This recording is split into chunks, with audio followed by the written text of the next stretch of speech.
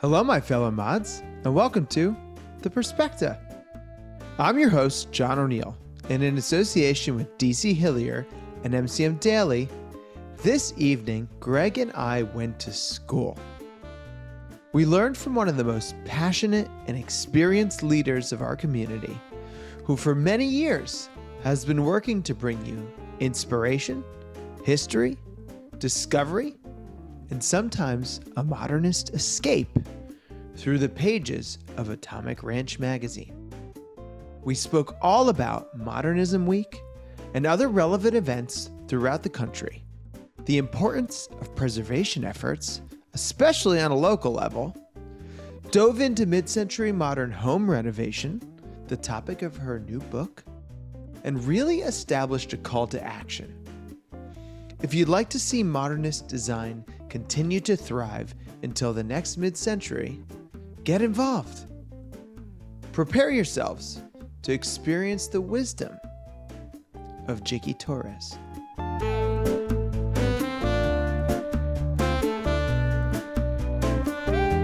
Hey! It's really cool to have you on. It's my pleasure. You're busy right now. It seems like a lot going on. You give the world a pandemic, and apparently the team here decides to go from like 0 to 60. So. Yeah. And I feel like the transition back is difficult in a lot of ways because you have different folks on different schedules, number one. Obviously, too, with different comfortability levels of getting back in person, but live events are coming back. And so it seems like you've got a book you just released. Right? Yeah. Just did Modernism Week. Yep. Got the Project House. Yeah. Which is, I'm sure a long-term, large-scale project. Issue just got released, and I'm sure you have some other things cooking. But look, everybody listening, that is in an effort to bring you, the I would say most polished content that we really have, in this industry. I want to start a little bit early. I don't think we've really talked about this before, but where did this interest really start? Like, when did you first notice that this was a distinct style within either interior design or, architecture, furniture? And how did that grow? It goes back to college years, because of my now husband, then boyfriend, the Beastie Boys. Oh, all right. Of course. Yeah, of course. I love it. I mean, doesn't everybody discover mid-century modern with the Beastie Boys? No, in college, we were thrift store shoppers and looking for cool things, records, and then started to kind of just notice these cool modern looking things and needed to fill an apartment for cheap because back then it was. And we were buying chairs and credenzas and you name it for $30, $40. And then came across an article where they interviewed DJ Ad Rock from the Beastie Boys. Cool. And he had just started talking about like what his kind of side passions are. And he started talking about furniture. I'm like, somebody cares about furniture. So I'm like, what's going on? And I'm like seeing these names and I'm seeing Eames and I'm seeing Neutra. And I'm like, what is this stuff? And so then I, kind of looked it up and researched it. And I thought like, well, this is kind of the stuff that we keep buying. Right. And you just like start to connect the dots. It keeps going. Going. You learn a name, you look it up, you find other names associated.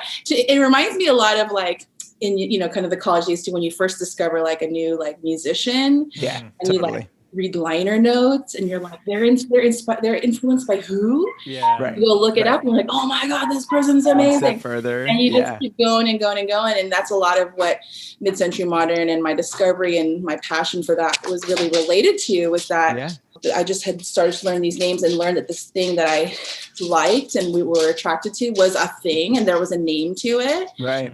And then next thing you know, we're kind of hooked. And then we realized there was like a provenance to it. And we're like, but we could buy this at like the Goodwill for $30. Like that doesn't make any sense. Yeah. And you just kind of stumble upon that. And you just start to get a little bit obsessed with just the digging part of like wanting to learn more and, see more names and learn who that person that you like was influenced by, who they went to school with, like, you can get really nerdy about it. There's a network that just overlay. Yeah. Right. And it's like, why do I know what Cranbrook is? You know, like, why do I know what this stuff, you know, and you pick it up over time from different places or a documentary or, you know, just going deep. I find that it's definitely similar to music. I mean, so Greg and I have actually played in bands together, and I would say I always go back, and it was just funny. We were talking about, there was a recent Architectural Digest article, I think about Mark Hoppus.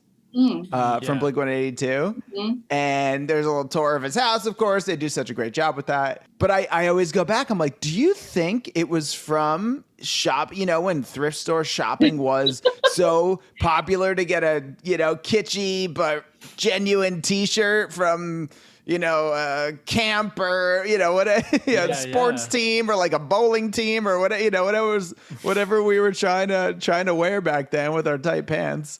And do you think it was because there was just some proximity to, you know, this mid-century furniture that happened to be there from somebody's, you know, grandparents' house? I feel like it's related. I do. I think it actually goes back further than that. I think it's actually slightly more, like, it's more connected. Like, I went to a seminar at Modernism Week, speaking of Modernism Week, called The Birth of Cool, put on by Palm Springs Modern Committee, who, gotten to know several of the members, awesome, you know, people.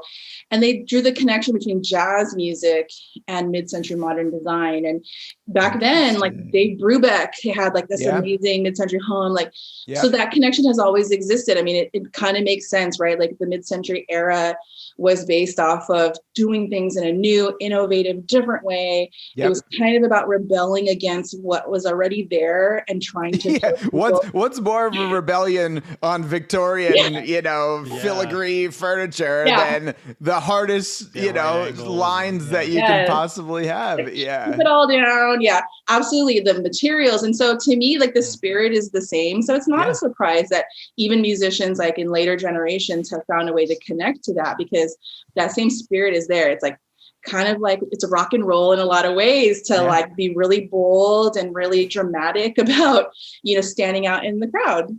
Right. And it's like, you don't have to, you can be bold and dramatic with a rosewood grain. Like, you don't have to be bold and dramatic by painting all your, you know, stuff black, for example, or, you know, right. So there's you know, there's a refinement to it. And I think what happens too, and that was big for me, when I first needed to decorate an apartment, right, that I had, it's like, okay, I've been watching some Mad Men. This stuff looks pretty cool. I don't know where to start, right?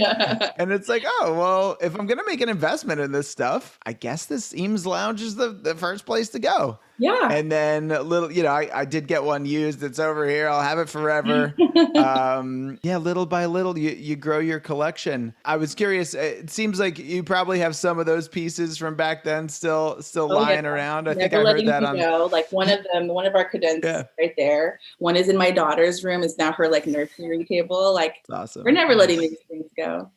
Have you made any bigger investments in this space, or any specific designers that you really are gravitate towards?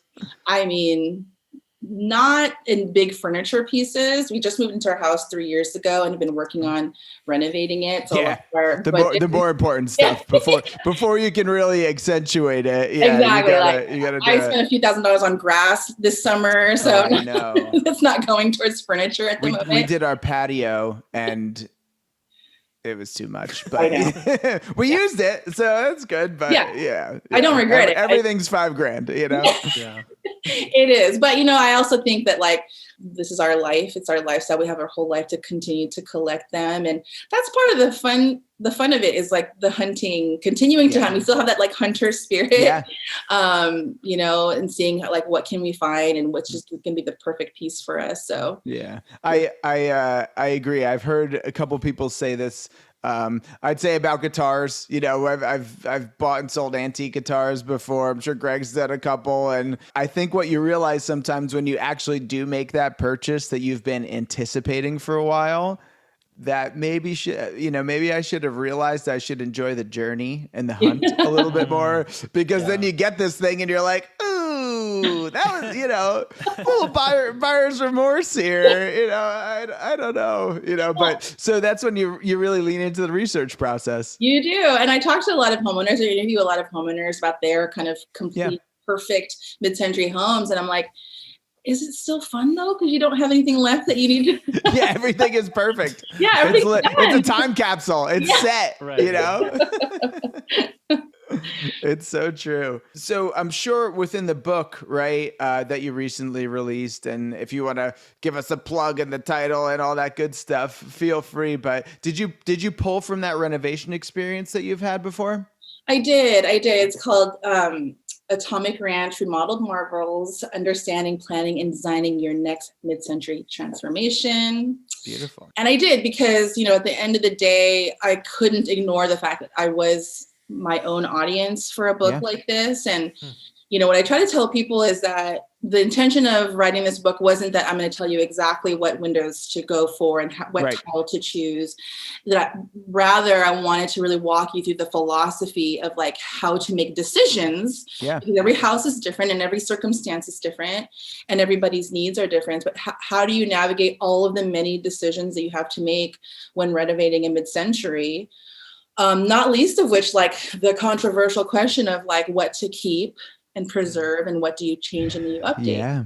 And so my goal was to like walk through like the thought processes and the decision-making like criteria and ensure so that you will walk away knowing that you made the right decision for yourself. Wow, that's so critical. And you see it, right? Like on some of the Facebook groups we're part of, you see a lot of commentary either around, how did you possibly replace this original XYZ kitchen, cabinets, whatever it is. I feel like there's some folks though I see recently that are, hey, we're redoing our place, but there happens to be an original, kitchen in here in turquoise and it's in pretty good shape. Does anyone want to come pick it up, right? Hey, somebody pulled out some original 50s cabinets and, come on by to this street here in Boise and pick up some handles, right? Like it is so cool that our community does that and also looks out for each other in that scenario. But it's tough. So I have a 1953. Oh, no, it might be 51. Kind of like a little split ranch, there's sort of the garage is within the actual sort of outline of the house, right? Mm-hmm. And there's a few different levels, but we have our original kitchen and it's all I don't know which wood it is. I feel like it could even be like a pine. I'm not sure. Mm-hmm. But I've had a couple people in to see if they can refinish it, like if they can really bring it back to life. Yeah. Is the kitchen and door, are there specific rooms that you would say to try to retain? Yeah, I mean, the kitchen is one of the ones because, in a home, it's got the most kind of interior architectural components. So it's the stuff that either survives or doesn't. Yeah. And it's the one that has changed the most, I think, modern day living versus mid-century modern living. Yeah. So it's often debated. And if there's any room in your house other than probably, I would argue, like storage and closets, the kitchen is the one that like really puts you to the test and says, like, can I alter the way that I live or my behaviors or my cooking style or my hosting style in order to make this work. And so we do dedicate a whole chapter to the kitchen in the book. And, it's tough. I mean, there's a lot of different ways to look at that. And this is why I think that the role that Atomic Ranch has and the role that a lot of really great mid-century platforms have is a role of awareness, because at the end of the day, when you know what you have, you can make a more conscious decision on what to do with it. And then when you know what you have and you decide like, this really doesn't work for us, then you can do the advertising of somebody salvage this because it is awesome and I wish we could keep it, but it really is not going to work. So to me, that's like a bit of a win-win. But, there's a lot of different ways to look at it. One of the things that I personally stand by in the Atomic Ranch, like it's part of our mission statement, is that, when you think about it, these mid-century designers, the architects, they designed for their goal was to design a home in a way that catered to the way that we lived. And there was a lot going on in the mid-century. Function, right? Rise of the middle class, entertaining at home, travel. There was a lot of things going on that dictated the way that they lived then. Yeah. And I would argue that if any of these architects were around today, what would they do differently? Probably a lot, because they'd be speaking to the way that we all, function today. That's something to consider. A lot of home offices, right? The home office in the center of the house. Yeah, right, exactly. In and out. Yeah. And then there's also the idea that not every mid-century home in America has this pedigree that was designed by, Keening and Neutra and Eichler, and so there's what I like and what I happen to own is what I call a mid-century modest house, which is a term I've heard a lot of different kinds of places. I'm not going to claim credit. I haven't heard that. I like that. Yeah. Yeah. And there's also nothing wrong with that. And so that being said, though, my original kitchen cabinets, were they the most special things in the world? Maybe not, that's a question to ask yourself too. Right. If you're changing it in a way that is at least era sensitive and that what you're going to replace it with makes sense for you, but maybe you're altering the flow or the functionality, those are the things that you have to ask yourself when you make those decisions.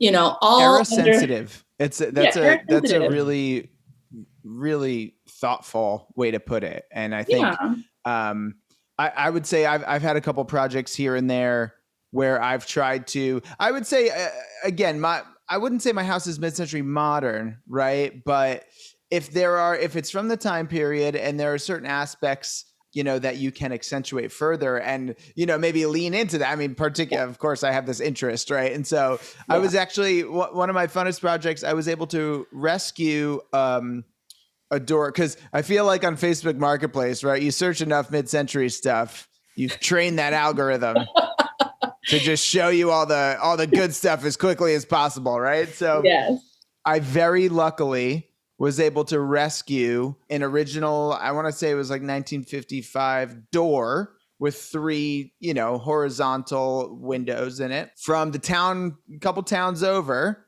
because somebody replaced it with not the most beautiful new upgraded door, whereas this Douglas fir thick as thieves incredible door was just sitting there, and it was free. And it was I'm coming over, I'm picking it up. I don't even know if I can use it yet. Yeah. But I'm gonna come over there and just see. And so I had a carpenter come in. I didn't do it on myself because doors kind of like a 8 out of 10 carpentry job. It's difficult. It's gotta fit right. And so he was able, I knew it was generally the right size. He was able to just trim it down a little bit, and it worked. I couldn't believe it. Amazing. So it's those kind of little things that help to, I would say, help make it era sensitive. Because the door I had when I bought this house, had been replaced multiple times. It was contemporary in many ways, and so those little wins, they're the fun ones. There are, and there's a way of looking at it too, kind of holistically, I'm sort of a romantic. So whenever it's one of the things I love about old homes and mid-century homes, I think about what it lived through, what it saw, how it survived. And so I think to myself, I would hope, and I think that everybody in this audience that we're speaking to, when you find yourself in a mid-century home, you're very aware of what that home survived and who lived there and how it was originally designed and what has changed. I say this often as a representative of a publication that advocates for preservation. You are the shepherd of that house at the time that you own it.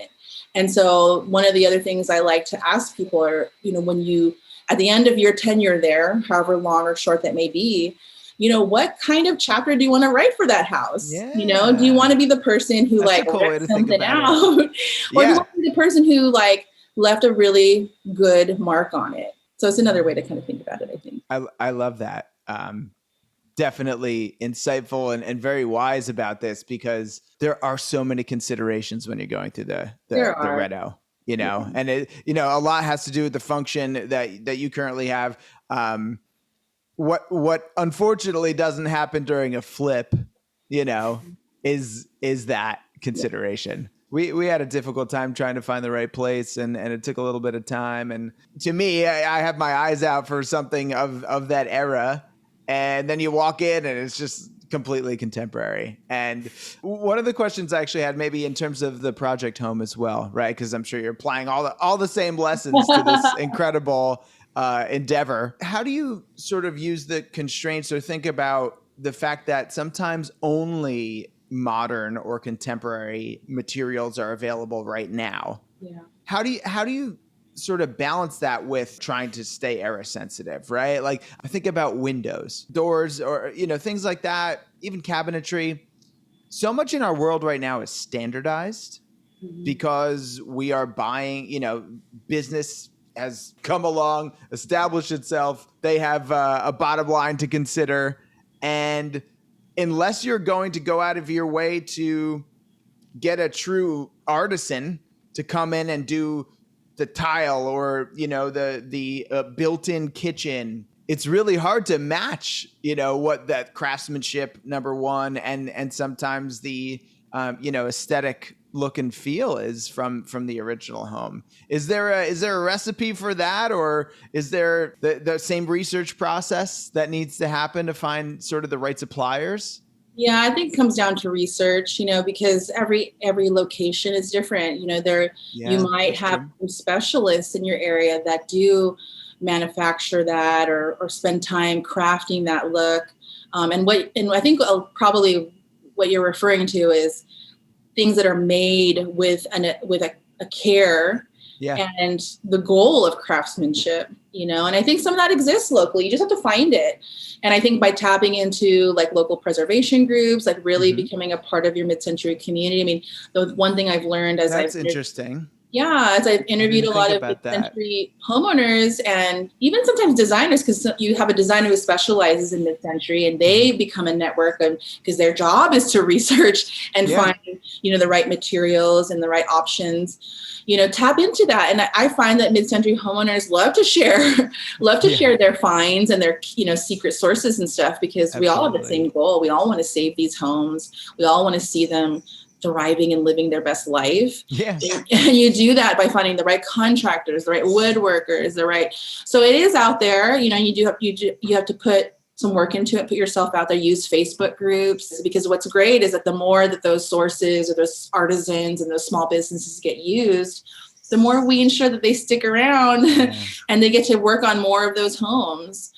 That being said, when all of those options fail, it just comes down to that methodology of how can I choose something that just has the right feel, and there's a lot of elements at play there: color, material, scale. It can be done. And that's part of what our experiment is by following along in the project house, is that what would happen if you were building this home from scratch, inspired by the design ethos of the mid-century era. The builder found the lot and worked with an architect, and he leveraged his architectural experience to kind of design this space. Atomic Ranch's role in it is to kind of just chronicle the journey and kind of reveal what it's like, when you are building a custom home and to really explore that idea of like, how can we do this today? I get it. There's a lot of people out there that's like, oh, this is not mid-century, or there's no way, which is fine, but I do think it is interesting. Like, you can't deny that it's interesting to pose this question and just see how it might all shake out, And you're still preserving the design style, right? Yes, exactly. And if anything, right, at some point, unfortunately, a smaller and smaller percentage of homes from the 50s and 60s are going to exist. And so if you build something that's true to that era, maybe that'll, outlast some of the examples that are around right now. Yeah, I think it's a continuing celebration of this style. And, if you were to ask me, would I rather see a set of tract homes built in like a Mediterranean Tuscan style or built, kind of in the vein of the mid-century era? I mean, there are communities that exist, like the Starlight Village is one that comes to mind, also in Texas, where the goal is like, if we're going to have a new community built and we're going to continue to develop the direction of urban sprawl, and we have the choice to build a community that's, mid-century minded and modern, why not? Because, and there's also areas of this country where people don't have mid-century modern inventory, but they found the style, are connected to it, are passionate about it. And if there's a way for them to kind of surround themselves with a design aesthetic that makes them happy, why shouldn't they get to? Yeah. And I think a lot of the way I think about it, even in relation to music as well, is you're creating an atmosphere. Mm-hmm. That's especially these days when we're spending more time at home, right? I think that is so important from a, furniture, certainly architecture. If you have the ability and you can find something or that point in your life, it is so important. And I think what you guys do in celebrating that and capturing that and giving both direction and inspiration is so incredible. One thing Greg and I talk a lot about is photography. So I wanted to ask your perspective, since you have really, for so many years now, probably overseen the content that goes, within Atomic Ranch. What makes a really good interior photograph? If you're trying to capture that, not only the atmosphere, but potentially to go one step further, you're trying to create a scene that somebody ultimately wants to replicate or be in themselves, right? How do you do that? You kind of said it yourself. I mean, what our goal is, my goal in the kind of photography that feels right for Atomic Ranch, it's not just about capturing like the space and here's the walkway and here's the furniture. It's about capturing the feel of that space. Yeah. That's what we try to convey with our photography and our style, is that when you flip through the pages of the magazine, like you know what it feels like just fall back into that couch or kick your feet up on that lounger, because that's what it's all about. We look at these homes and you're looking for that feeling, especially I think in a mid-century home, one of the things that strikes you when you walk into an amazing mid-century home is that it makes you feel a certain way. Yeah. And we want to capture that sense of awe, that sense of wonder, and really what it feels like to be in this space. So we focus on photography that is ambient. We focus on photography that has texture and kind of like emotion into it. It's probably one step further, because I'm sure styling that area is almost equally important. Certainly lighting, the time of day. I'm sure that there are aspects there, but from a stylist perspective, do you want it to look really clean? Is it really lived in? Is it a mixture of both? I mean, is there like a process there to try to capture this balance? We like to try to make it feel warm. Sure. So it should feel lived in, but nothing should be distracting you from the overall lines of the space and the overall use of the space. Again, going back to interior architecture, you mentioned the silhouette of a home. When we come to do a photo shoot, usually it's really just a process of editing that we're looking through the lens, not in real life. We're looking through the lens and trying to determine that stack of books, is it just kind of distracting you and pulling your eye? Does it feel a little too much? Would somebody have really done that or not? Right? Yeah, exactly. So, we try to underscore the space with the styling rather than let the styling take over and kind of do too much. Got it. You have all the words. Error sensitive, I guess it's appropriate, right?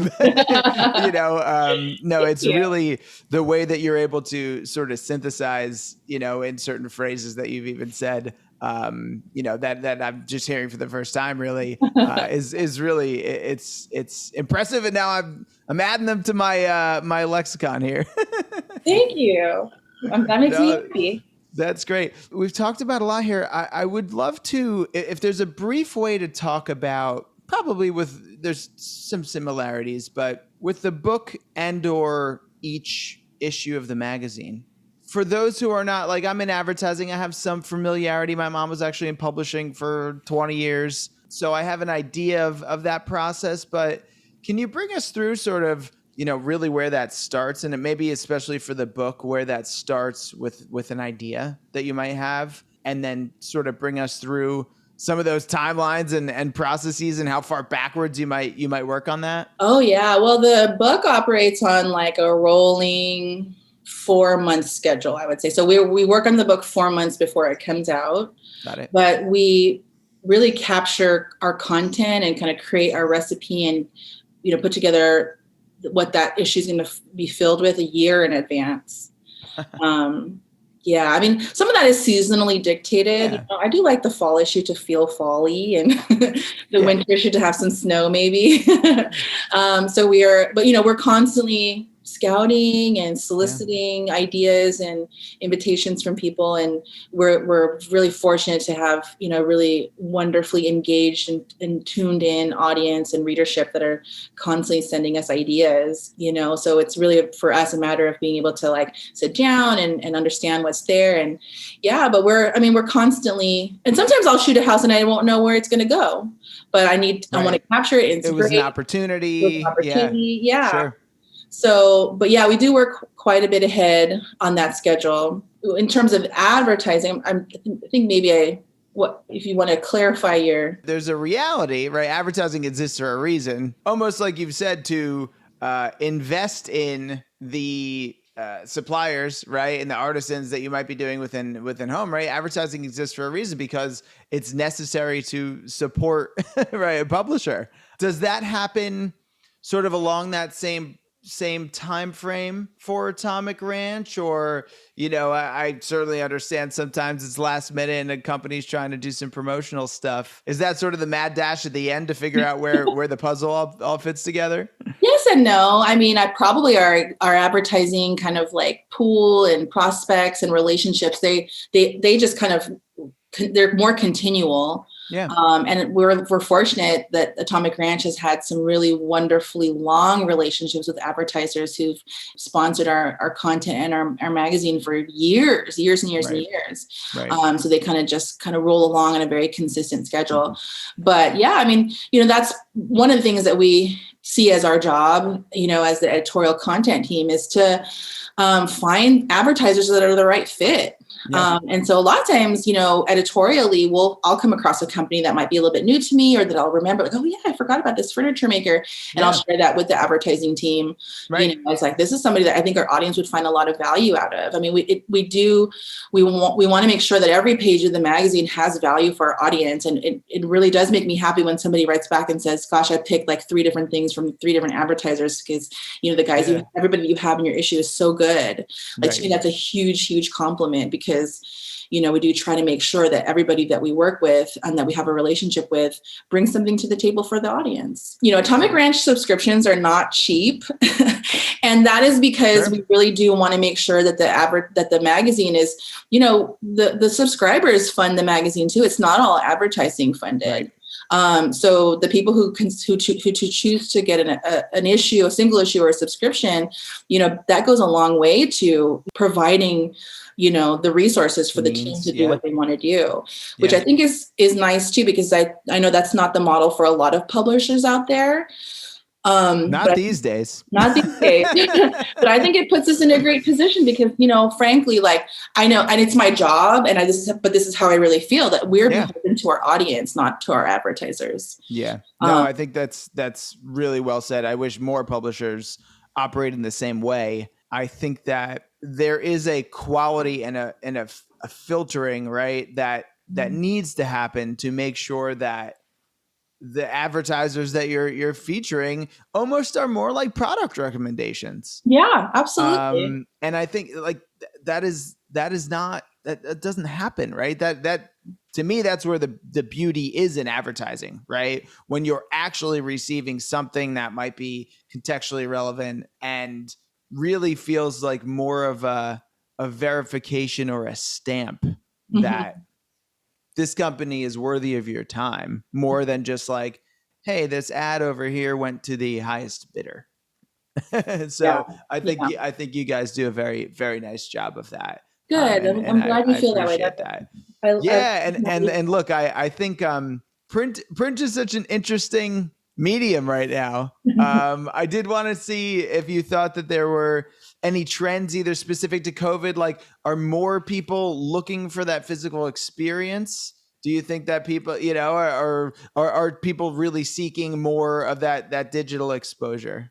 Or probably a bit of both, right? Yeah, I think it's a little bit of both. I mean, we certainly saw a ton of digital growth last year because people were stuck at home. And so Google and your phone were the best ways for you to you're doing research and trying to feed this budding obsession. Yeah, exactly. Yeah, you're like learning how to make bread, and you're also like looking for cool mid-century patio furniture because you're spending so much more time at home now. So we saw a lot of traffic. It was certainly, I think, for everybody, no matter what industry you're in, like a really weird, unsettling time for a lot of reasons. But I think for us as a team creatively, it was kind of cool because we got to really like narrow in our focus when it came to digital content and really like stop and ask ourselves, like, what do people need right now? They need a little bit of escapism. Let's find these amazing tours that we can share on our website that are like just really wow worthy and just make you dream about things.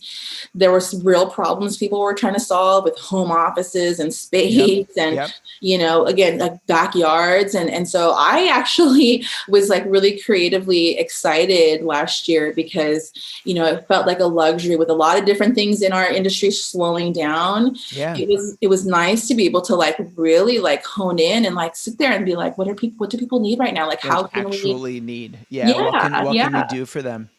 Exactly. So that was really nice. And then of course, in the world of digital, like you get to see that results of something like that really immediately. And you get to confirm like, okay, cool. Like people love this one. Like, we're on the right track.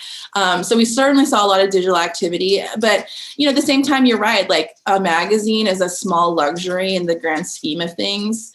Especially when that print product for a lot of people who do love magazines, it's a very kind of ceremonious process. Like either it arrives in the mail or you go out and you buy it and it's your moment to sit in your lounge chair. Yeah. It is. It's a total process. It's like me time. It's like a treat yourself, but moment. And I think if people really valued that, as a way to feel like you were doing something for yourself or just kind of, it's like a leisurely activity when you couldn't leave. But yeah, it's interesting. And now certainly like having come from Modernism Week in Palm I was just going to say now we're transitioning back, right? Are people feeling, and certainly California has been, I'd say, in a good place in terms of trying to keep everybody safe. Are people starting to let loose again? I mean, was it entertaining time? It was. I mean, we anecdotally as a team on the ground felt like, wow, because typically like in the world of Modernism Weeks, because there's one in the spring, which is a big global international one. And then there's the fall, which is like a little tasting menu for it. We felt like, wow, this feels like a lot more pop-in than we expected. And then sure enough, we got like some, reports from the crew there that, like the attendance like broke records for fall. And we've actually already sold out for our event in the spring, and we haven't even really like advertised it ourselves. You're like, we need a bigger room. So I think this is just, to me, they're indicators of like people are just excited, and I think California does have a lot of strict rules, but people seem to be more than happy to abide by them, especially in a crew like ours, a mid-century community, where it's like, yes, please, can we all just follow the rules so that we can actually do these things. And so people were more than happy to comply. And I think, they proved that they could pull it off safely. And so now people feel more confident and more, excited about spring because they just know what to expect. So I think spring show is going to be huge. And I think, frankly, 2022 Mid-Century Modern events is going to be huge because people are ready to go out there, and it's, long awaited. So I do expect it to be a very energetic event next year. Sounds great. Try to figure out how to get there. I actually I haven't been. For those that haven't really been to Modernism Week, let's call it the big one. What is that format, right? Are you going to like seminars and learning? Is it some makers and people selling stuff? Is it a bit of everything? It's everything. I mean, especially in a town like Palm Springs, which was really like kind of built from the ground up in the mid-century era in a lot of ways, not literally, but in a lot of ways. The whole town just kind of comes alive and everybody's got something going on. So when you go to visit Modernism Week, I do recommend that you plan ahead because these things, like, for example, our February event is already sold out and it's just barely like November.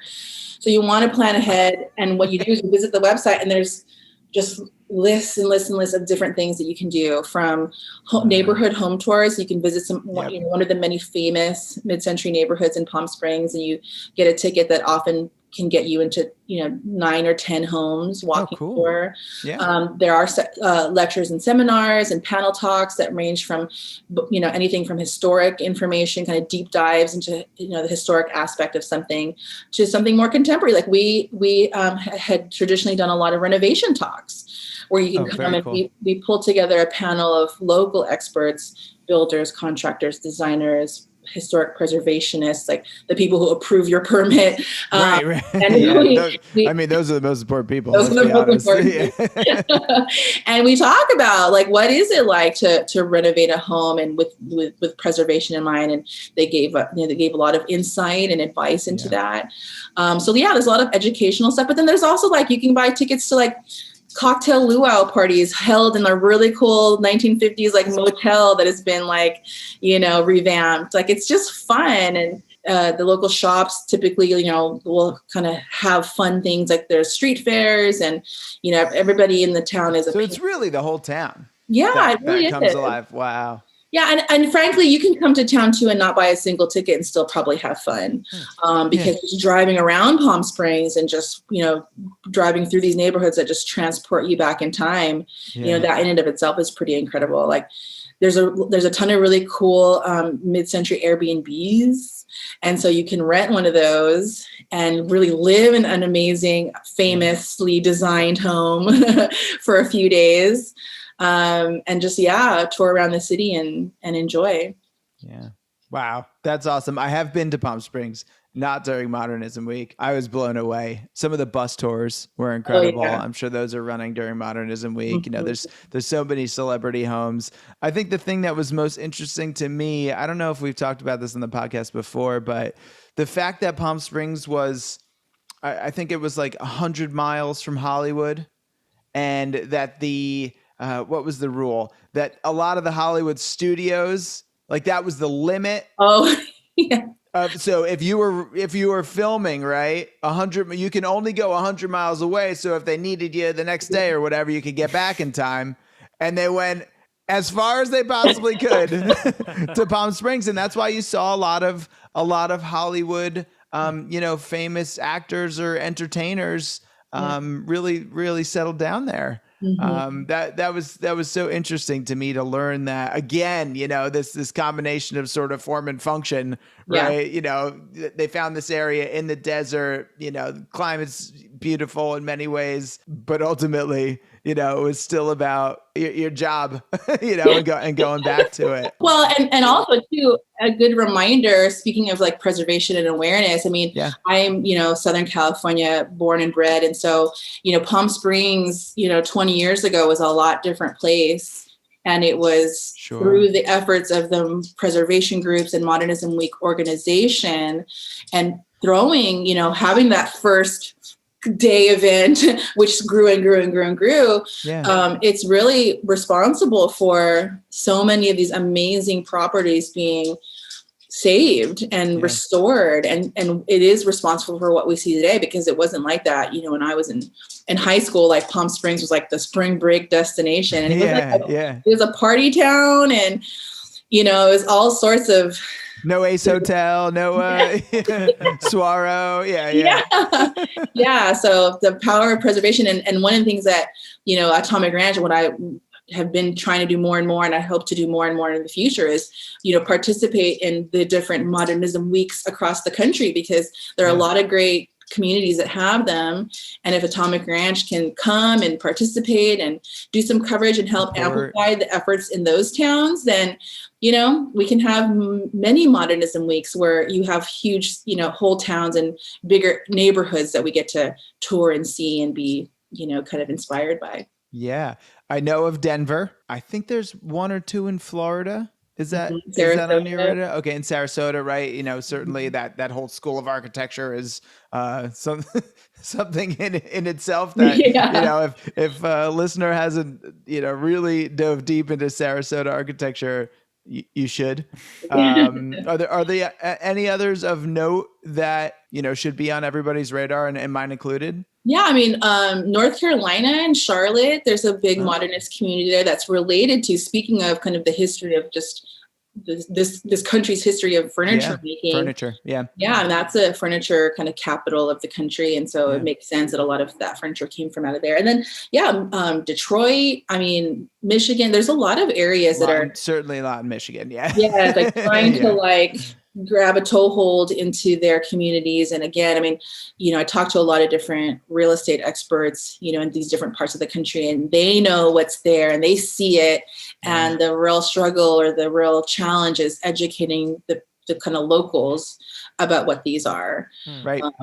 So that you kind of enlist more people to help you preserve these neighborhoods and realize kind of the value that's there. So. Yeah, I do want to shout out to TJ, right? TJ Pierce, who did have a mid-century modern style podcast, and you were on it, right? So everybody should go check out that episode. I try not to do too much overlap, so that they're both interesting. But that was about the time I was seeking this medium specific to mid-century modern to discover more ultimately. And, TJ really started that format, and I thought it was so cool. And then I didn't see any episodes. And then I contacted Greg, and I was like, I think, there's not really something that's, you said it before, you're the audience.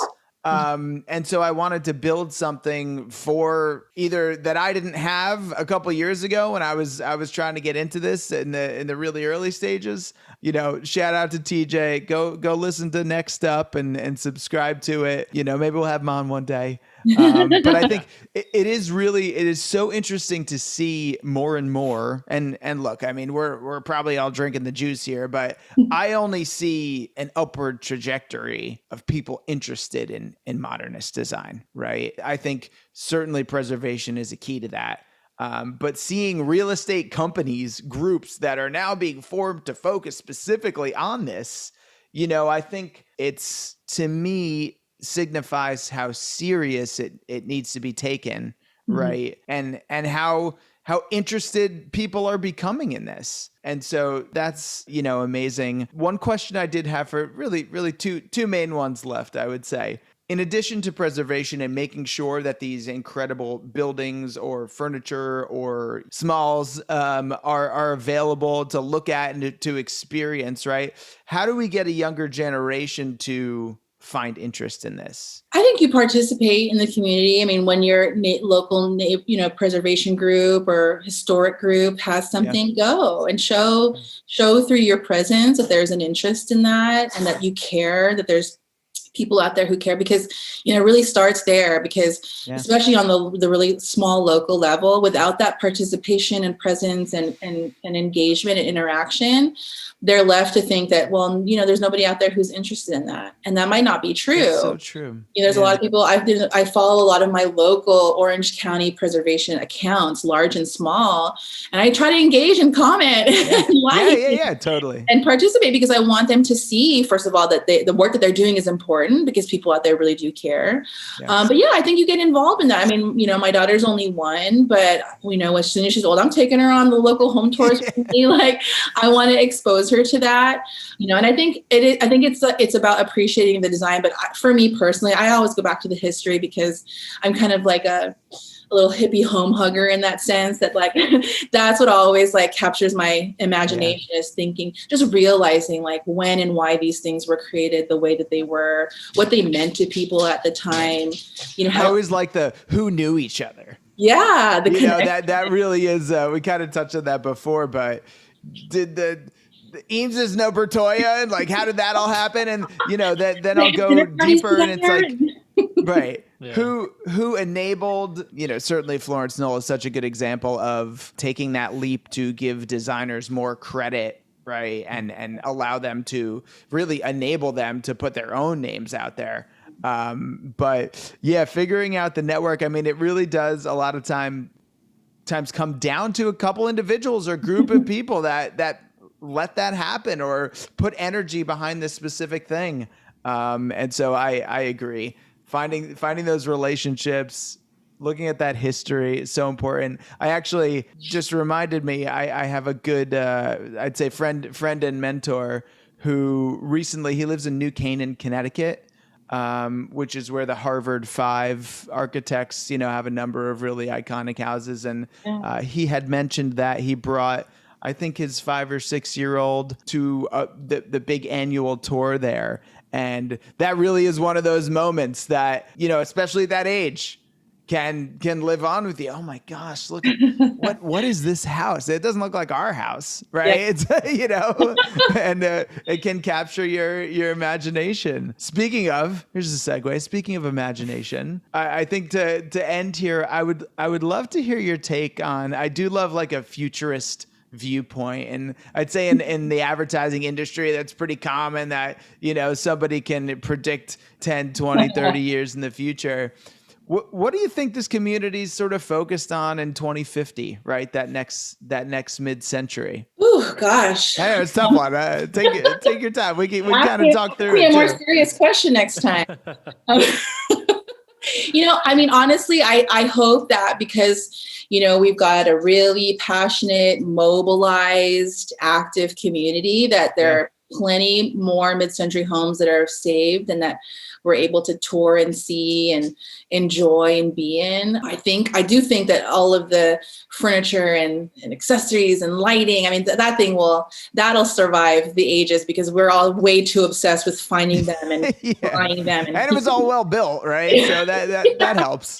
And I hope that there's like a second wave of mid-century design and a second wave of a mid-century movement that's built upon the original, that is a celebration of all the people today who want to create in that space and be artistic in that space and build in that space. Because if we go back to the original tenets of mid-century design, the way that they were conceived is that this should be for the masses. This should be the way America should be built. This is what our neighborhoods should look like. Yeah. And so, the more we kind of invest and watch and support people who are looking to do that, the more maybe some of the original intention of these amazing, iconic, legendary people who've created the stuff that we love so much, the more their vision, comes to life. Yeah. So can continue on. Yeah, really well said. Thank you for that. Yeah, I think it's a good reminder too that ultimately these designers became iconic because an audience and a community paid attention. And so go comment on your local community,